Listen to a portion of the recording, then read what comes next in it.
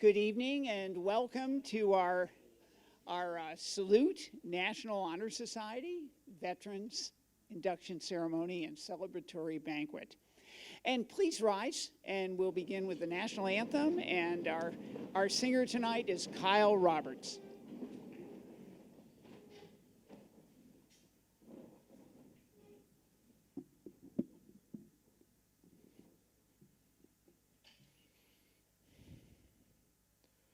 Oh, say, can you see by the dawn's early light what so proudly we hail at the twilight's last gleaming, whose broad stripes and bright stars through the perilous fight o'er the ramparts we've watched were so gallantly streaming, and the rocket's red glare, the bombs bursting in air, gave proof through the night that our flag was still there. Oh, say does that star-spangled banner yet wave for the land of the free and the home of the brave.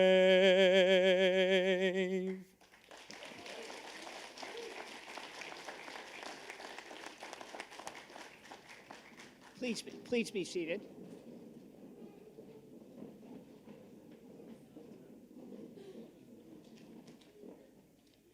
And our President, Jeremy Travis, will now welcome and begin our ceremony.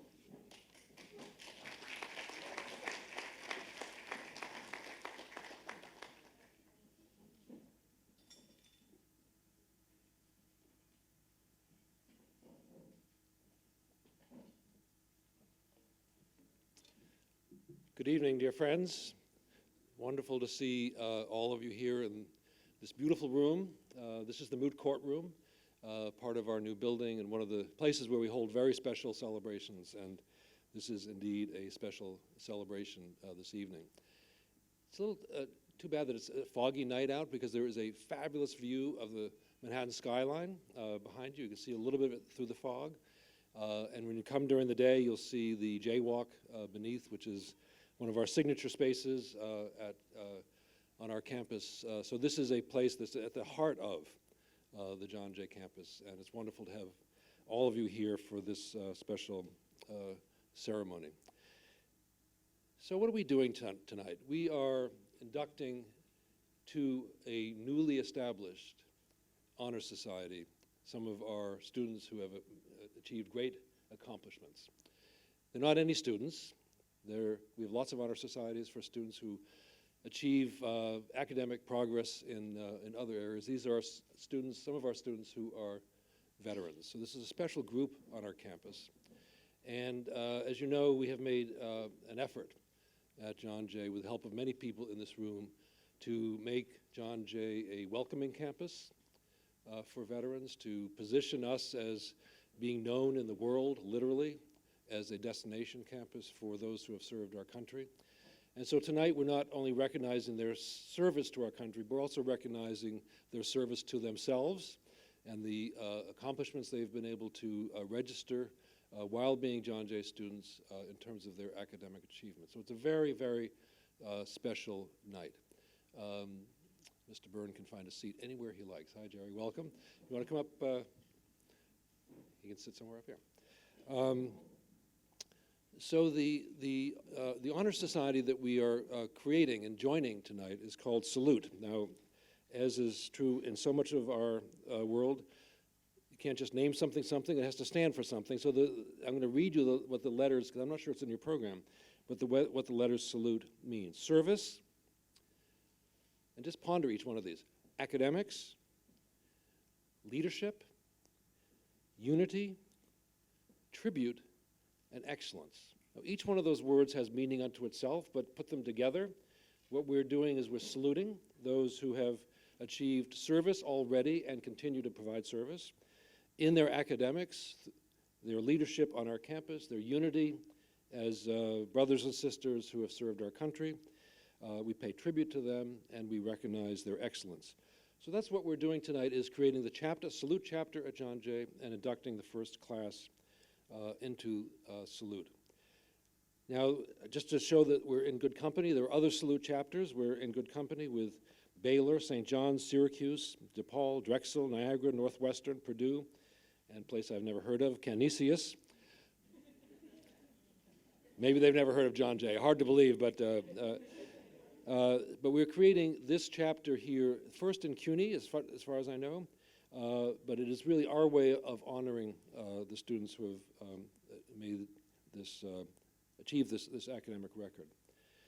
So we have a number of individuals who are here to celebrate the creation of this chapter with us, and you'll hear from them in a second, but I just want to recognize that we have at least two trustees here tonight. Peter Bashar, who we'll honor in a second, who's Executive Vice President and General Counsel at Marsh McLennan. Peter, thank you for coming. And we'll recognize in a second another honoree, Commissioner Laurie Sutton, who gets a long bio as well. And just joined us, Jerry Byrne, who's also a member of our board of the John Jay College Foundation. And if you know anything about veterans issues in New York City, you know that Jerry is created, is the genius behind, or the power behind each one of them. We also have our speaker who will be joining us later in the evening, and Richard Jones from CBS, who's here. Richard, again, his bio is in the back of the program. The most important thing for you to know about him is that he majored in criminal justice at Syracuse. So he is, as I said to him, one of us, but we connected very quickly, I would say, on so many levels, and I thank you for coming tonight. So let me tell you a bit about what it takes to be inducted here tonight, because this is we don't have all of our students who are veterans here, only those who have achieved a certain level of academic excellence. So we have a lot of veterans at our school, 600 plus. Keep counting, and they keep coming, which is wonderful. We have the applicants who are being acknowledged tonight have to have achieved a GPA of at least 3.2 or higher. The graduate applicants have a GPA of 3.5 or higher. And this is a significant academic accomplishment for you to be inducted into our chapter of Salute. So I also love, this is the value of a Mindy Bockstein briefing, which is you get all sorts of data that you get to sort of weave into your introductory remarks. So they're graduate students and seniors and juniors, okay? That's what we would expect. You know, students, thanks to the changes we made at the board, now come to John Jay with academic credit, so you already get a head start if you're a veteran, right? We recognize, thankfully now, your prior service, your prior education. You don't have to do that silly stuff, if you remember, if you've been here long enough, so squeeze it all into a small number of credits. So you come and you're already an upperclassman, and some of you are graduate students. But here's the data that I thought was, for those who want to know, are we truly diverse in this way?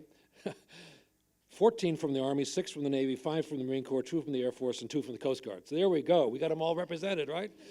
So,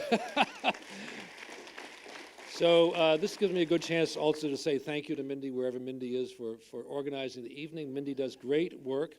And thank you to Richard Pulsateri, who joined us a couple months ago. It's not a year yet, is it, Richard? No. So, but he has energized our veterans' life on campus. So these are the two drivers behind the evening. So before presenting, I think the next thing I do is the students. Is that right, Mindy? Honorees first? Okay. Students first? I think you have been overruled. And there's my instinct, and I'm sure they're happy to wait. They're eager to see the students come across the stage. So I just want to give a sort of personal reflection on what this evening's event means to me. I don't know the exact number of years ago, but I know it was before Lynette Cook Francis's time, because it was her predecessor, Bernice Johnson Eanes, who worked with me to arrange a series of fairly frequent, maybe every month or every other month or so, lunches in the student cafeteria with groups of students. So I met with the pre-law students, I met with the UMI students, I met with the Sikh students, I met with the science students. And she and I thought this would be a good way for me to see students in their sort of natural affinity groups in terms of their academic disciplines or their programs. And it was great. We did one, I'd say, every other month or so. And little did I know that in some ways the most impactful of those was the lunch I had with veterans. And they've all graduated, so they're not in this room, but I'll tell you sort of what that conversation went like. And maybe there's some self-congratulatory glossing over some of the, just to look at where we are today. But they basically said, we're invisible here. We come here because we like what John Jay offers, but we were not an identifiable group. We see everyone else has got a group, they got a club, they got whatever, they got sort of an honor society, we are invisible here. Not totally, they have to go through the certification process. So it was an overstatement, but they really felt like they were not getting the recognition that was appropriate to them as students, and given their common denominator, which was service to country, was certainly appropriate in terms of what brought them here and what they had done before coming to John Jay.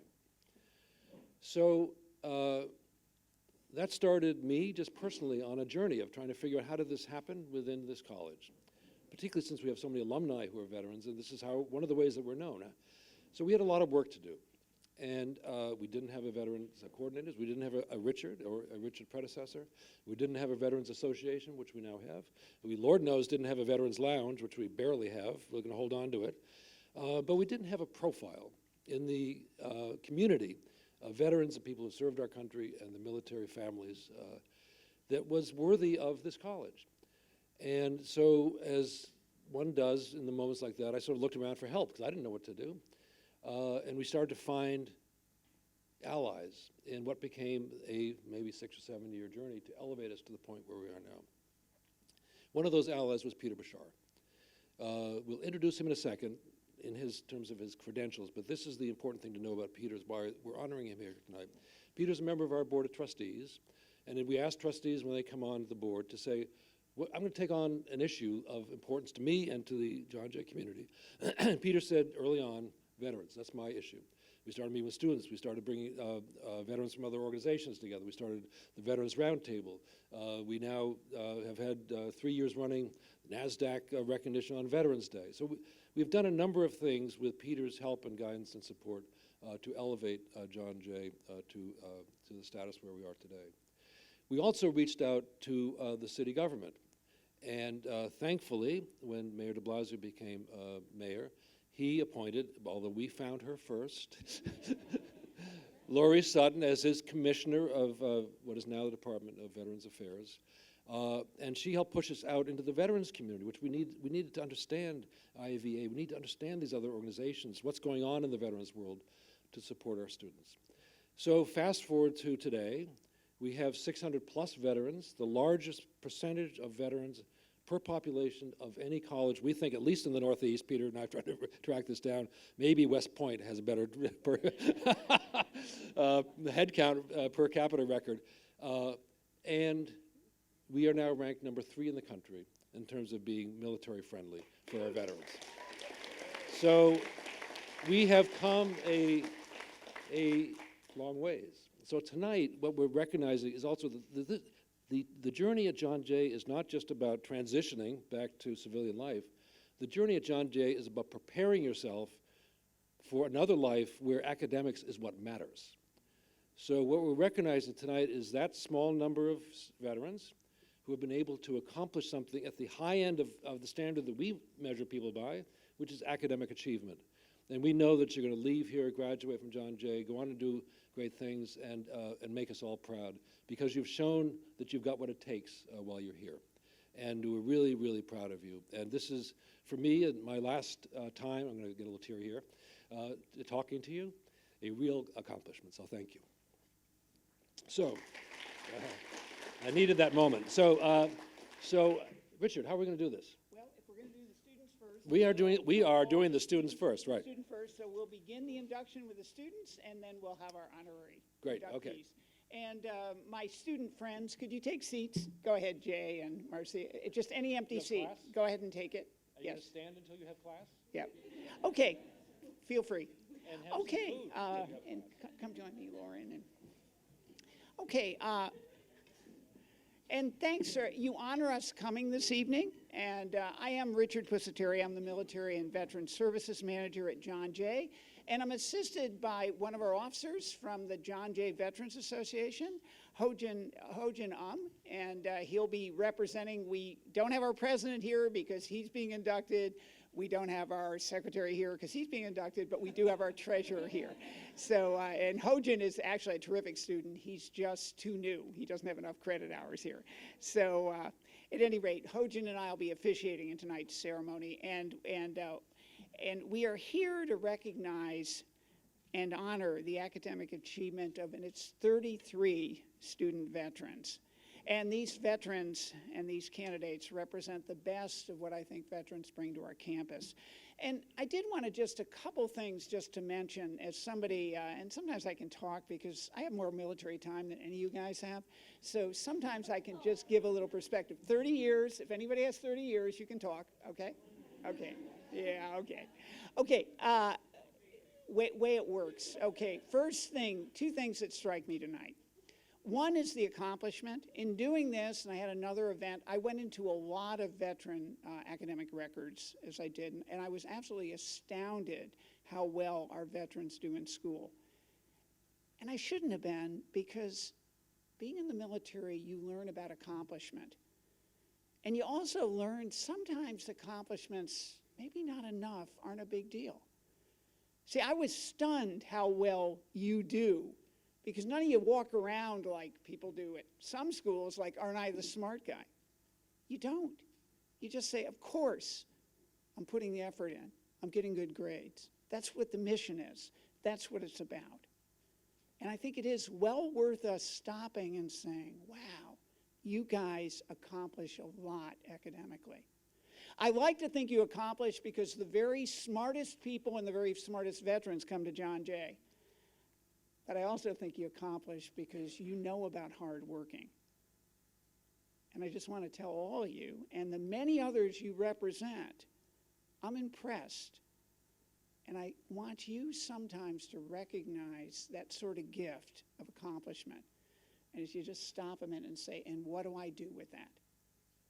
But again, I laud and I honor your accomplishments.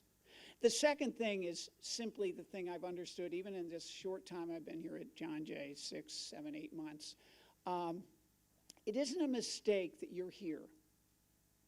What is John Jay College? It's about service. And what are you gals and guys about? You're about service. And there's something about the way that kludges together here that is just really impressive. Today I met with 4 or 5 people who are aiming to come here in the spring. And it's like no argument. Of course, this is where I need to be. Whether I want to be a physician, a firefighter, an attorney, a business person. It's about service. And again, I compliment you, I honor you, I laud you, because I think this recognition isn't just about academic accomplishment. I think this recognition is about your commitment to service. It's good for you, it's good for this college, it's good for our nation.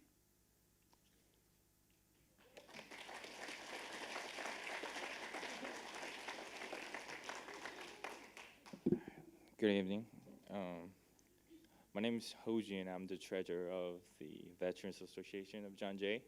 I'm the lastest, so let me go. Okay, let me just go over with the salute, the Honor Society. The Salute Veterans National Honor Society was established in 2008 by the Colorado State Veterans Office. with the grant with the Walmart Foundation and the American Council of Education. It is the first National Honor Society that recognizes academic excellence of student veterans and service members in 2-year and 4-year institution of higher education. So we are one of the 210 total chapters. Not only does each chapter symbolize the achievement of veterans bettering themselves through the pursuit of knowledge, but also our commitment as a group to honor those among us who have excelled. This evening marks the initiation of our Salute chapter at John Jay College of Criminal Justice.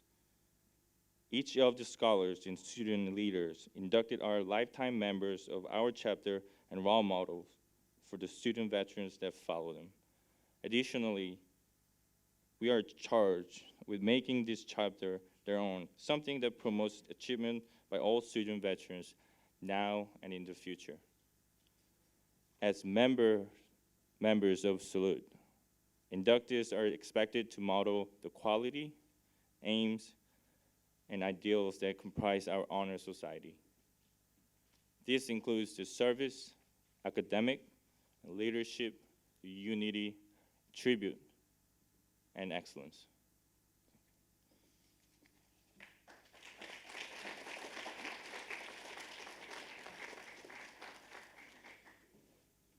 And please come forward as your name is called.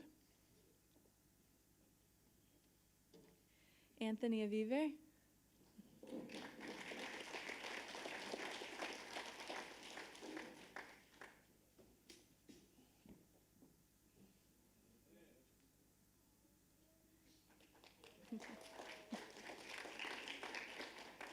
Kenneth Bozier.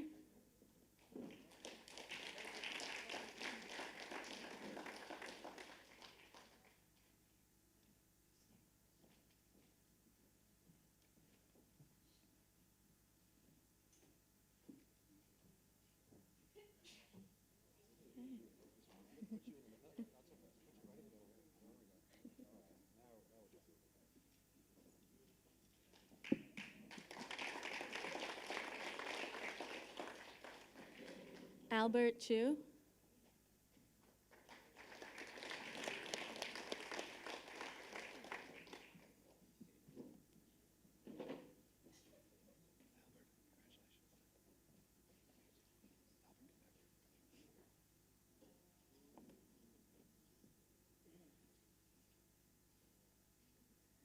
Vanessa Cordero.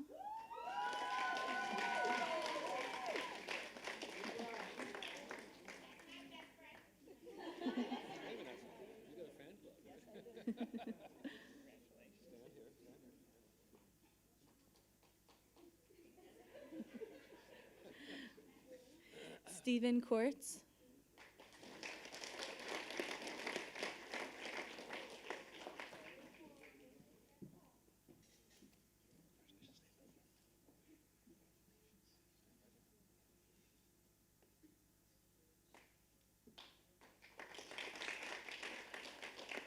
Herschel Dubin.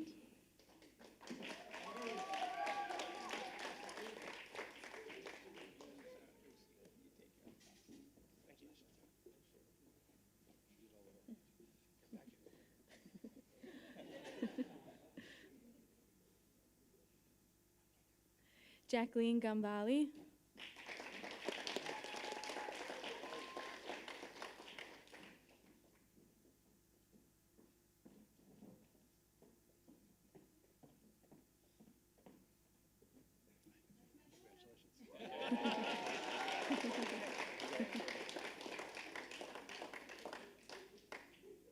You get a picture, Mom?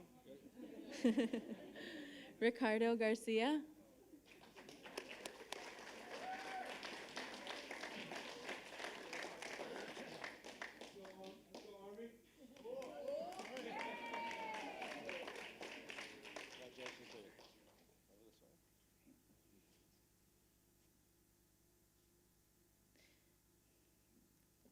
Eric Gerda.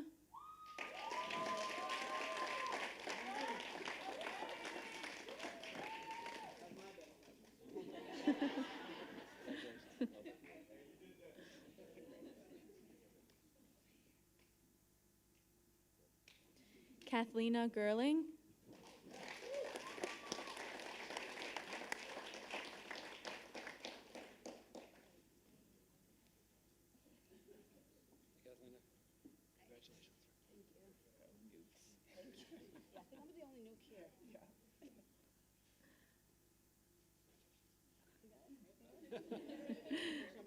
Nathan Gonzalez.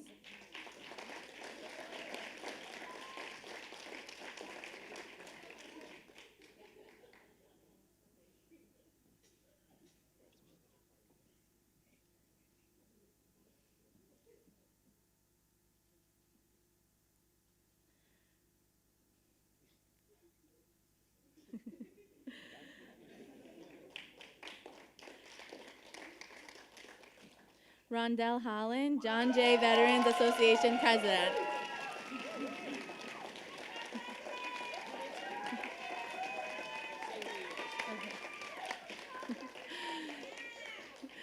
If you didn't hear, he's the John Jay Veteran Association President.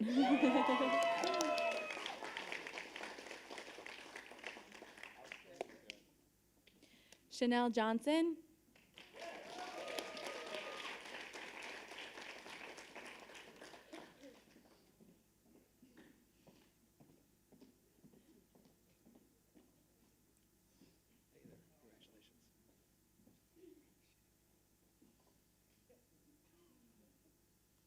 Jaspreet Kaur.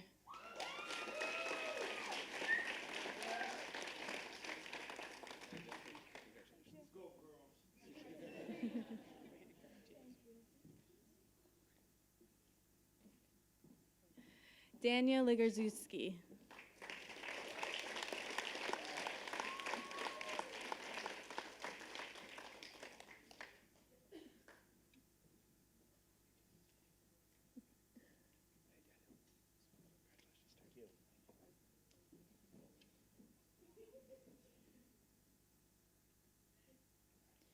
Eugene Marmontov.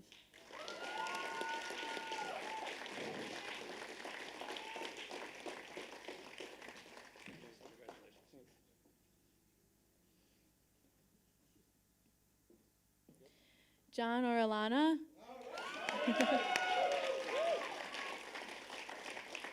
John Jay Veterans Association Secretary.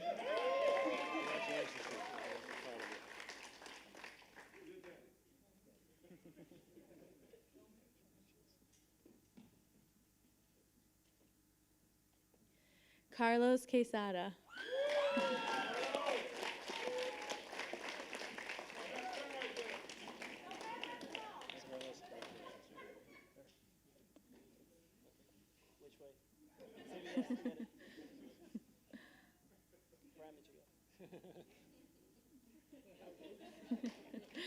David Schachner.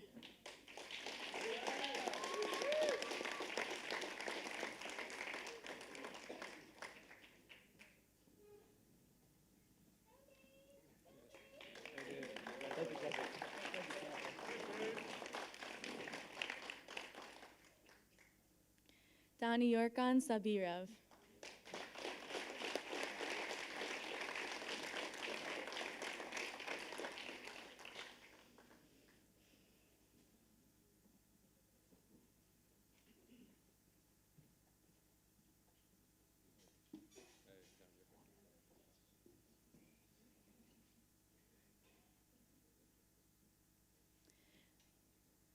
Dwayne Stallworth.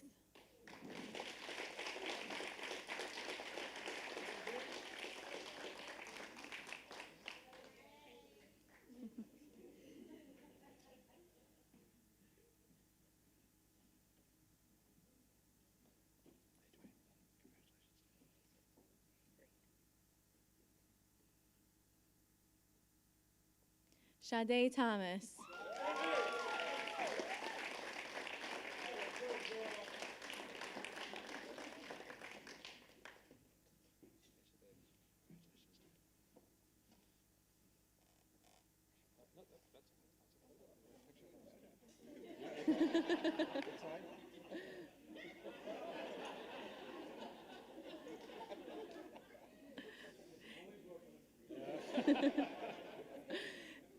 David Ray.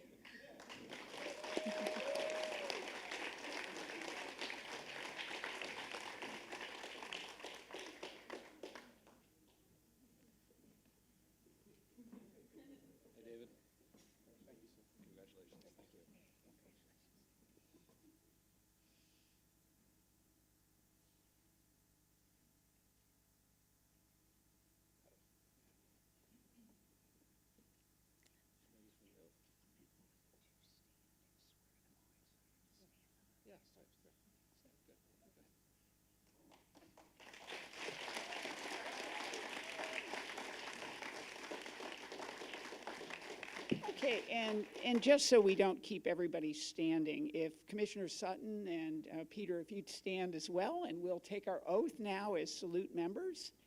And if you'd say after me, I promise to uphold the salute ideals of service, academics, leadership, unity, tribute, and excellence.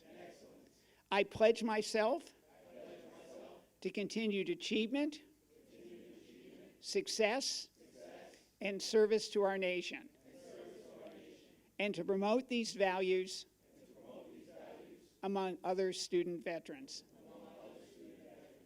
On behalf of the John Jay College of Criminal Justice, I welcome you as official charter members of the Salute Veterans National Honor Society chapter. Congratulations. So before we proceed with our next part of the program, I want to acknowledge some special friends of John Jay and members of our team who are here.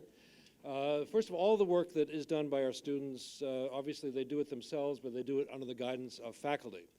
So if the faculty who are here, I see you're all at one table, most of you, would just stand up for a round of applause to acknowledge what you do for our students.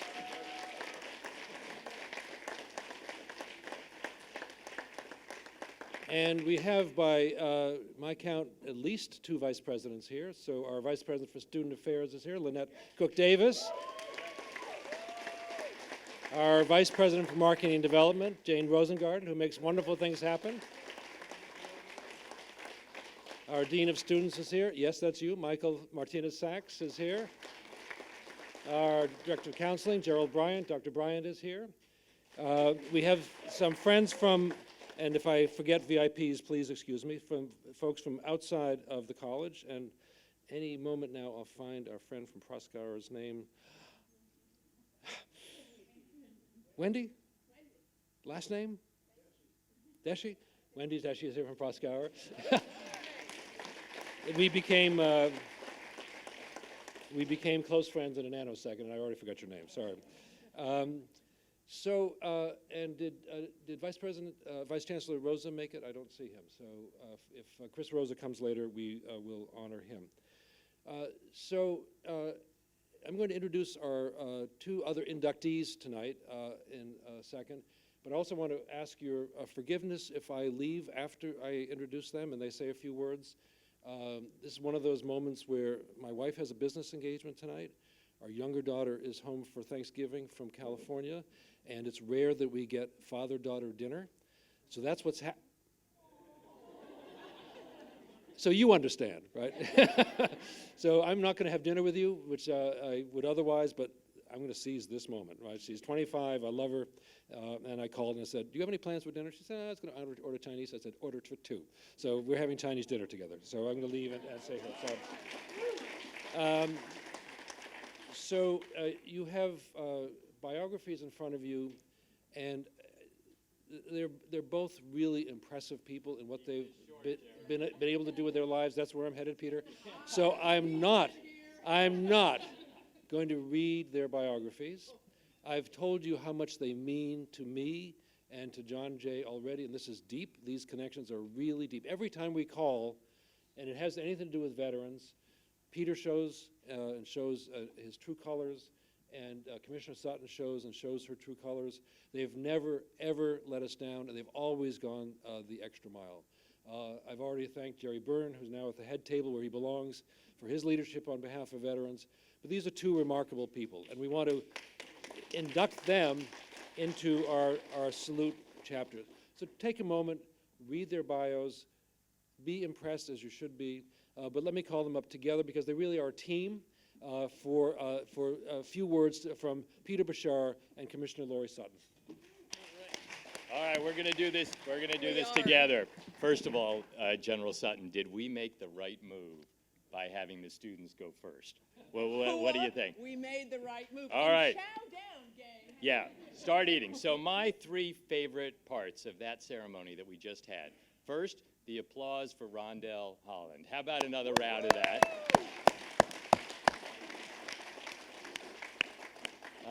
second was watching Sade. Where are you? You want to just do that walk again? That just kind of that walk, something that looked like that. And then there was a little bit of that before the camera started. And boy, we need a little help on that, Lori, today. And then my third favorite part of that ceremony was when the mother shouted out and said, "That's my daughter. Where are you?" Yes. And why does that matter? That matters because that's the pride that all of you have given to your parents and to the country that you have served with such extraordinary distinction. And that is really what we are here to celebrate today. Just very briefly, the three things that we've been trying to do here at the college is to get great vets to come here. And you all are a perfect testament to precisely that. Really the shining stars of the group that is here at John Jay. The second is when you're here, as Jeremy said, to try to transition to life in New York City. How many of you grew up in New York City? Yeah? How many of you came from other parts of the country? Little bit of an adjustment coming here to New York City, no? And so just trying to help with that, and then taking your uniform off is not easy. General Petraeus came here a year and a half ago, and he said, you know, that uniform, for Richard, he wore it for 30 years. For many of you, you've worn it for decades. And it tells you who you are, where you've come from, and what you've done. And that transition is not so simple. And then the third part, and perhaps every bit as important as the first two, is send you off on your way. You know, let you go off to just be fierce advocates in whatever discipline it is that you choose to do. Cybersecurity, forensic investigations, whatever it is. And I'm really excited to have Jerry Byrne here, because all the good work that we've done at John Jay, he is going to lead us forward and basically bring all the public and private universities in New York together so that it's really a collaborative veterans effort across the city. And speaking of the city, here is our leader. So, General Sutton. Well, thank you so much, Peter, and President Travis, and my sweetie Lori, and yeah, that's you. Now, let's have the two spouses here. Yes.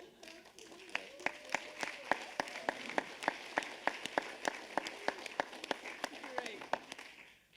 But for both of us, each of us, all of us here tonight, for all of the things that Peter has said, and President Travis, and all who have been here tonight, I would just, you know, if I was a chaplain, I'd say amen and sit down. But I'm not. I'm your commissioner, and I want each of you to know that whether you stay in New York after your time of preparation here at John Jay, or whether you go to the ends of the earth to continue serving, you have a home here at John Jay. You have a home at your new Department of Veteran Services. We are doing what no other city in the country has yet done, and that is establishing our own Department of Veteran Services. So we are here for you now. We'll be here for you later.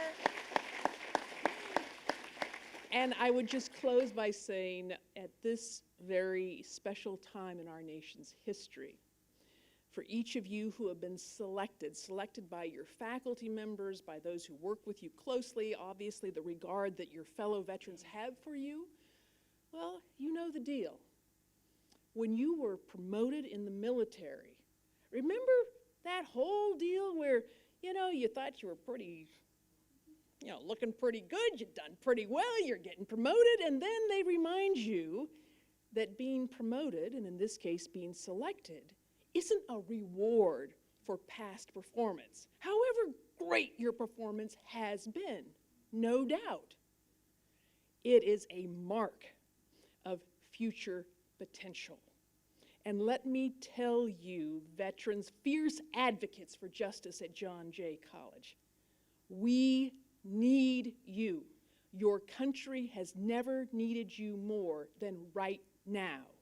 Our country is divided, and yet we as veterans and those courageous enough to love us, because families serve too, you know, we know what it is to join a team with members from every race, every religion, every corner of our country, every corner of the world, and to come together, joined by a common purpose, common mission, preparation, tool up, and get the job done. Veterans get the job done, and we are going to help lead the way going forward to write this next chapter of our nation's history. And John Jay, you just keep on marching. Thank you so much. God bless. You done, Minnow? So we get to give you a gift, which, oh, come on, back up. So you've been in the Kroll Atrium, and you know in the Kroll Atrium there's a statue of our namesake, John Jay. Not many people have this, but you will find a place of honor for it, I hope, in your office. And thank you for being part of our family. Good. Good. You guys are great. So I am off to Chinese food. I won't compare my meal to yours, but I know you're going to have a great evening. Let me just say once again, and really taking Commissioner Sutton's lead here, this is really an important time in our country. We reaffirm the strength of our democracy that you fought for in a difficult time. So please consider this a time of communion and recommitment and sort of deep recognition of what you have already accomplished, but the road ahead is every bit as important as the road behind. And we are counting on you to do great things. So enjoy your evening. It's good to see all of you, and boy, do I love John Jay. Thanks. We've got just an esteemed speaker, and I'm not going to give you all of Rich Jones' biography, but good, just impressive thing. Two things. He is an executive vice president, general tax counsel at CBS, probably a firm you've heard of before. He's also remarkably and really honorably committed to veterans. And as you look at the list, you find that Rich is someone who really is not just talking the talk, but he's walking the walk in terms of supporting veterans on all levels throughout our country, and it's really impressive. The other thing, and some of you will really understand this, Rich is an Army Ranger. Not an easy thing to do. He served, he's medically retired, and he's one of us. Rich.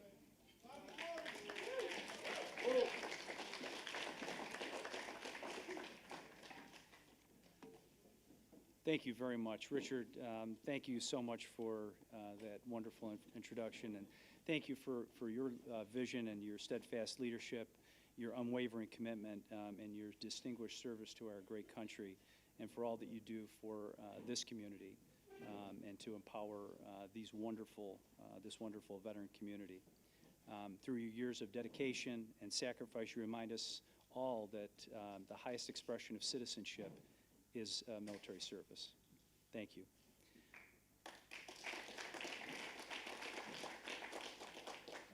President Travis, I wish he were here.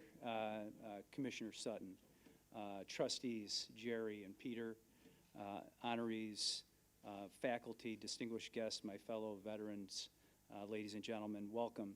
I'm so proud to be here this evening to share this inaugural Veterans Honor Society induction ceremony with you. As many of you know, I work in the media and entertainment business where people are impressed and starstruck with actors who play heroes for a living. And I must tell you that I consider it an honor and a privilege and very refreshing to be here with real heroes, my dear New York City community, especially the veteran community and family. And there is nowhere that I'd rather be than to be here celebrating this special occasion with you, especially on such a beautiful evening. As we say in the military, if it ain't raining, we ain't training, right? So it's wonderful. To you amazing and talented inductees, my dear and fellow veterans, congratulations on all your hard work. And you really should give yourself take this time to appreciate what you're doing. Because it's very important. You're giving yourself the greatest gift that any person can give themselves, which is a gift of an education. It's more than just about getting a job. It's about your thought process and your quality of life. So I really, really am proud of you guys. and continue it. It's a lifelong endeavor. Being here on campus reminds me of how proud I am of the work that is being done here for transitioning veterans and their families. The Office of Military and Veteran Services is the manifestation of the great passion and commitment that this New York City community has for our veterans and for those, their family members. Interestingly, this ceremony falls in close proximity to 3 recent events, Veterans Day for sure, but 2 other historic events in our nation's history that we remembered in the past few weeks. On Friday, November 19th, we marked the 153rd anniversary of President Lincoln's speech at Gettysburg, and on Tuesday, the 22nd, we sadly marked the very tragic anniversary of President Kennedy's assassination. Both of those great men challenged us, one at his inaugural address and the other at the Gettysburg battlefield, with an eternal call to action to each generation of Americans. Each was calling us to serve, to make this country a better place. So today, it is right and proper that we should gather to honor the 29 inductees and our 2 wonderful honorees, and in so doing, all the men and women who have worn this nation's uniform. More importantly, we join together to thank them for their service and their devotion to duty. More than 48 million Americans have served our country since 1776. Whether they served in a time of war or peace, our veterans share a common bond, their unwavering belief in the cause of freedom, a belief so strong that they were willing to sacrifice so much of themselves in its defense. And nearly 1 million men and women have made the ultimate sacrifice on our behalf. So how do we even begin to honor those sacrifices? Well, it happens each and every day here on this campus. This community has seized every opportunity to lead and to be extremely impactful. You have set about to solve the vexing problems that have plagued veterans for generations. You choose to set the standard and to solve the big problems and resist the great temptation to merely admire them. You recognize that the work and success of John Jay's veteran initiatives and the other CUNY-wide initiatives represented an opportunity for this community to be the exemplar for engaging and empowering our nation's veterans and military-connected students. There is a biblical reference that says that the tree is known by its fruit. And I must say that what an orchard that you have cultivated here. As President Travis mentioned, John Jay is known as one of the top colleges for veterans and military-connected students. So congratulations on that distinction. But it doesn't stop there. The fact that you have 600 veterans who are part of this community is absolutely amazing. And as President Travis noted, that's probably the highest per capita of any college or university, certainly any that I'm aware of, other than the military academies for sure. And because of John Jay's world-class instruction and cutting-edge programs, the veteran retention rate is over 90%. And because of John Jay's reputation for excellence, coupled with its extensive networks, its graduates enjoy a 90% employment rate. I could go on and on, but then again, you know that because you live it every day. And there's one other amazing thing I wanted to mention, another program that is amazing that I was made aware of, and that's the Wets for Vets program that was started by Dr. Katz. So thank you. And I'm sure you know this wonderful story, but I was so inspired, and it touched me for reasons that you will soon learn, the story of Jonathan Martinez and his amazing story of healing and perseverance. If you haven't seen that, please check that out, because it really is powerful what you're doing, Dr. Katz. Thank you. So many lives changed, so much force multiplication. You should be extremely proud of the impact that you're having as a veteran support network. My comments would not be complete without saying thank you for allowing me to join you this evening to share this special occasion. But I have to confess that one of my dear friends, Marine Lieutenant Colonel Justin Constantine, asked me to fill in for him this evening. Justin is one of my dearest friends, and we often do that. If he has a conflict, he'll ask me and vice versa. But I wanted to just say that Justin sends his congratulations to you and his regrets for not being here. He's at an event in Texas, and he would have loved to be here. And if you have not had a chance to learn about Justin, I would encourage all of you to go to his website, justinconstantine.com, and just be prepared to be absolutely inspired. If his military service weren't enough, he is one of the most decent human beings that I've ever met. So now that you know that, you're certainly feeling shortchanged and let down that Justin is not here, and you're asking yourself, what the heck does this guy standing before me know about military transition and the issues that I'm facing? Well, let me just tell you a little bit about my past post-military, or my path post-military, and you will see that these issues and struggles that often follow, they hit very, very close to my heart, and reminds me of the difficult transition that I faced when I left the United States Army.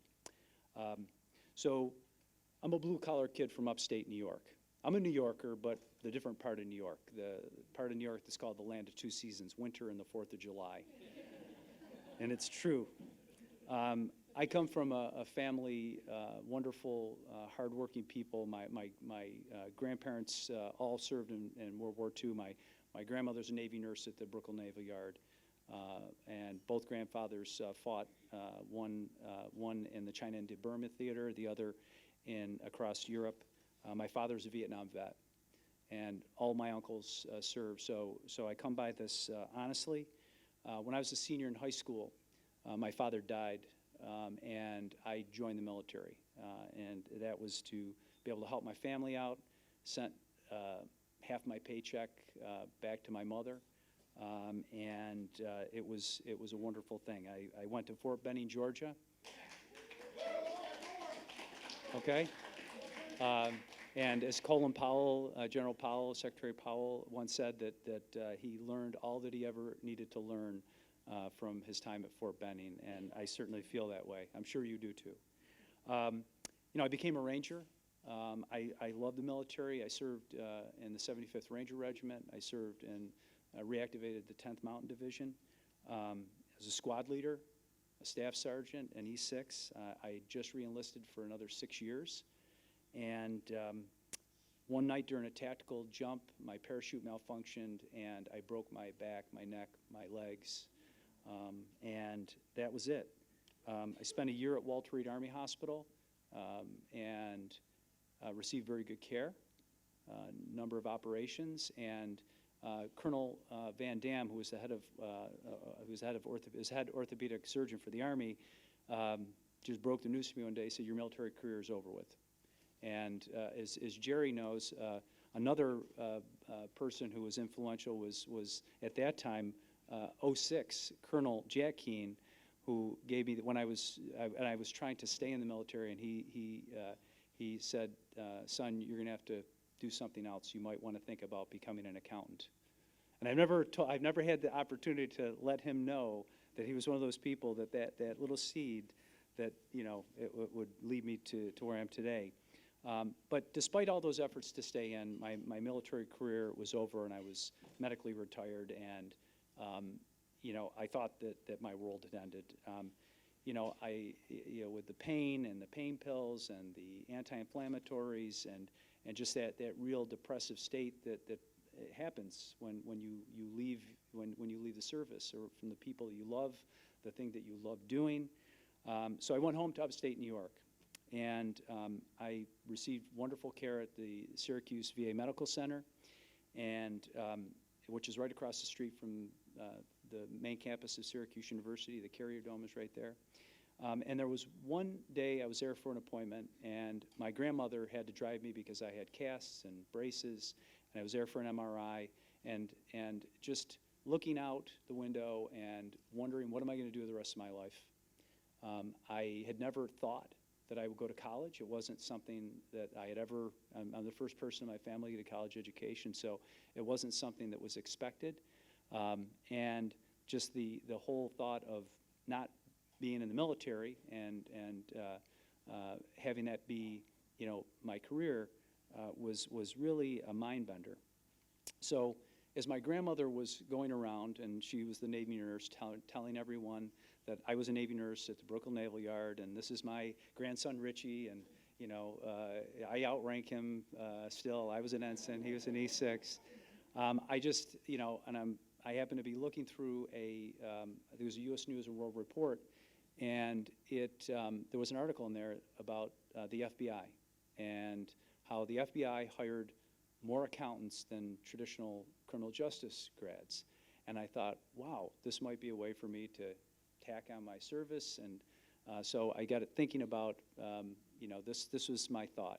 So as I was waiting in the waiting room, in between appointments, I made a fateful decision.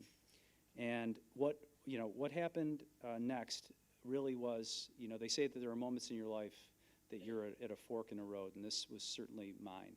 That I got up with crutches and walked out of the VA Medical Center, across Adams Street, up the staircase on the side of the hill at Syracuse University, and went looking for the tax people, or the accounting people. And how can I, so I ultimately, found my way to the office of a wonderful World War II vet by the name of Horace Landry, who was the head of the accounting program at Syracuse University. And I sat down, and he asked me what had happened. I gave him the abbreviated version, and more importantly, I explained to him what it was that I was hoping to do, and my hesitancy. I didn't think that I would ever be able. I didn't think I was smart enough to go to college. And he told me, listen, if you work really hard, you'll be okay. And that was really an amazing thing. And so.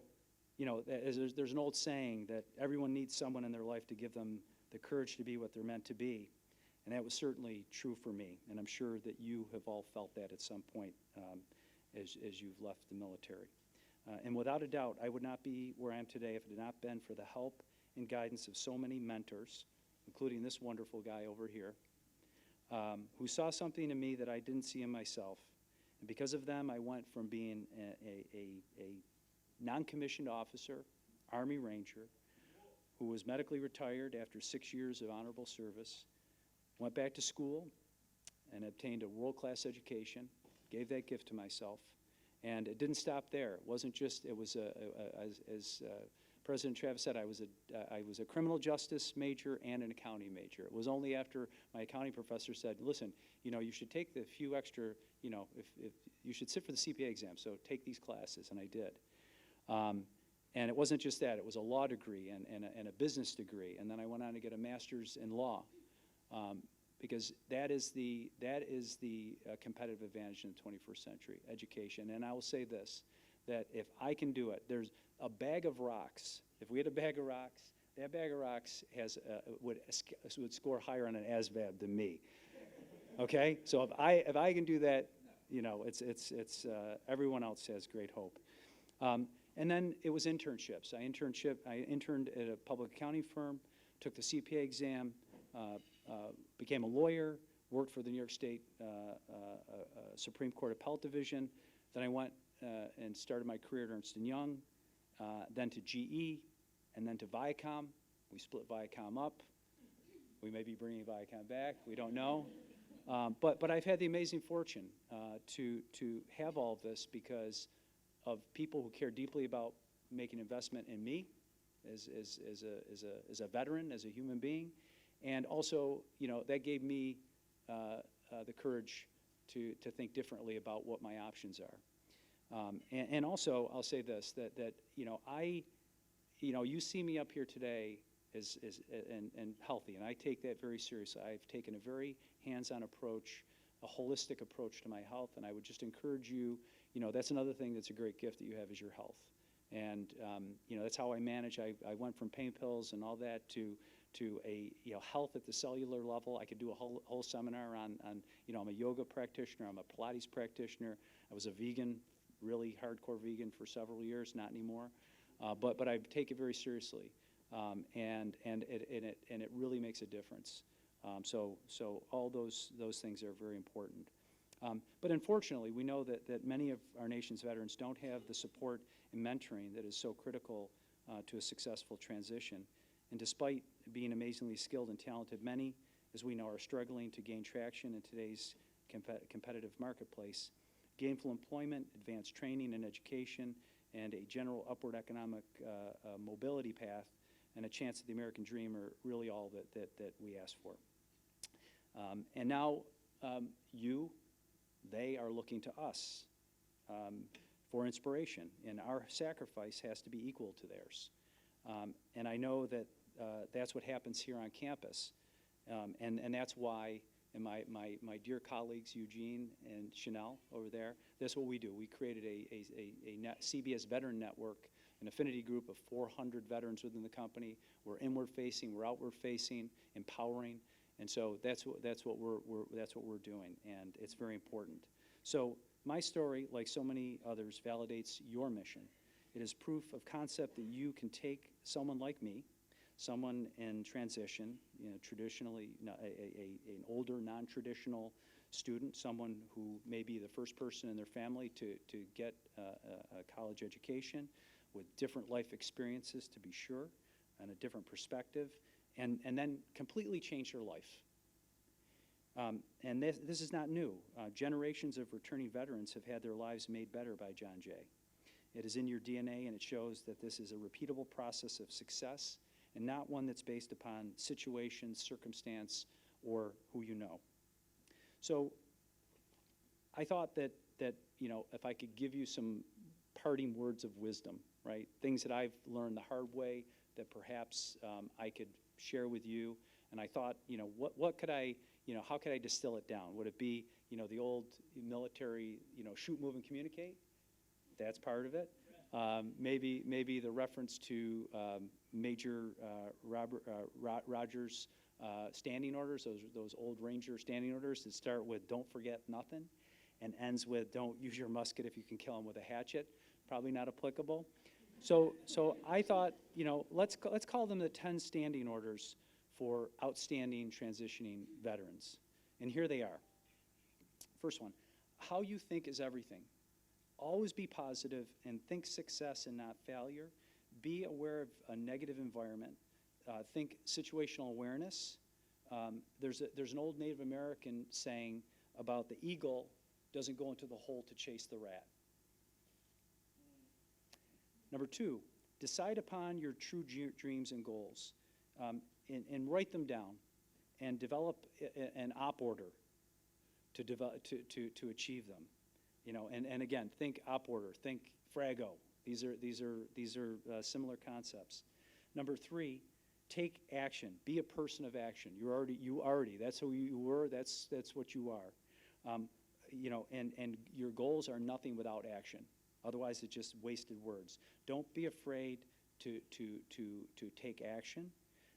Think movement to contact. Don't confuse motion for action, though. Never stop learning. This is the greatest gift, as I mentioned, that you will give yourself. Go back to school, read. An education isn't a degree. Don't confuse those two. Think tactical and technical proficiency. And remember that it's a lifelong endeavor. And as I mentioned, that education is the fire superiority of the 21st century. Number 5, be persistent and work very, very hard. And remember that success is a marathon and not a sprint, and never, ever give up. Think drive-on mentality.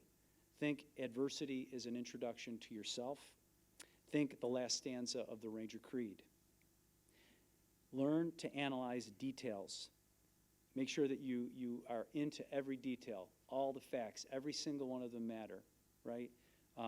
This is, and also learn from the ones that you make. When you have that blank moment, you don't want that to happen. It will happen, but learn from it. So think, stay alert, stay alive. Number 7, focus on all of your resources. And most particularly, and one that a dear friend and fellow friend to many here, Bud Buca, always tells me that your time is the most limited of your resources. So particularly watch your time and your money. Don't let other people or things distract you. Think fire discipline, interlocking fields of fire, and overwhelming force. Don't be afraid to innovate and be different. Don't follow the herd. Be who you are. because if you follow her, that's the surest way to failure and mediocrity. Think asymmetrical warfare. Number 9, deal and communicate with people effectively. Be a leader, never be a manager. If you're a manager, you're wrong. No person is an island, so learn from your people. And you know what motivates people, so be the leader that motivates people. Think leadership, think the 3 M's, right? And think force multiplication. And then the last one is very simple. It's the probably the most important one, which is to be honest and be the person, the dependable person that you want other people to be. And if you do that and you're a responsible person, then everything else it will take care of itself. But if you don't do it, then the other 9 won't matter. So and also remember this: you can delegate authority, but never responsibility. And so on this one, I want you to think of Chesty Puller. Okay, for my Marines? Jerry? So I hope that when you leave this campus that you will do so with a feeling of an obligation to make a difference, to be an impact player in this world, and knowing that you can be a force multiplier to help your fellow veterans and enrich the communities that you live in. Lady Liberty, who's not too far away, needs you. She needs your help and support in the years to come, as Commissioner Sutton said. It would be easy for you to take a pause after all that you've been through. It's interesting. In 1799, at the end of his life, President Washington reflected that his mind had been constantly on the stretch since the year 1753, when he was 21 years old, but with short intervals and little relaxation. So I know it is a slog, and I know at times you feel exhausted and overwhelmed, but keep driving on. We need your passion and your commitment and your character. We need your idealism, your clarity of purpose to help make right what is wrong. Like a movement to contact, you know that you have the ability to create your opportunities and seize them. William Faulkner once said that man would not only merely endure, but he would prevail against the challenges of the modern world because he would return to the old verities and truths of the heart. And then he said that he is immortal because he alone among creatures has a soul, a spirit, capable of compassion and sacrifice and endurance. One cannot say those words, compassion, sacrifice, and endurance, without specifically thinking about you, the post 9/11 generation, who have sacrificed so much for our nation. And you answered the call, you, the brave 1%.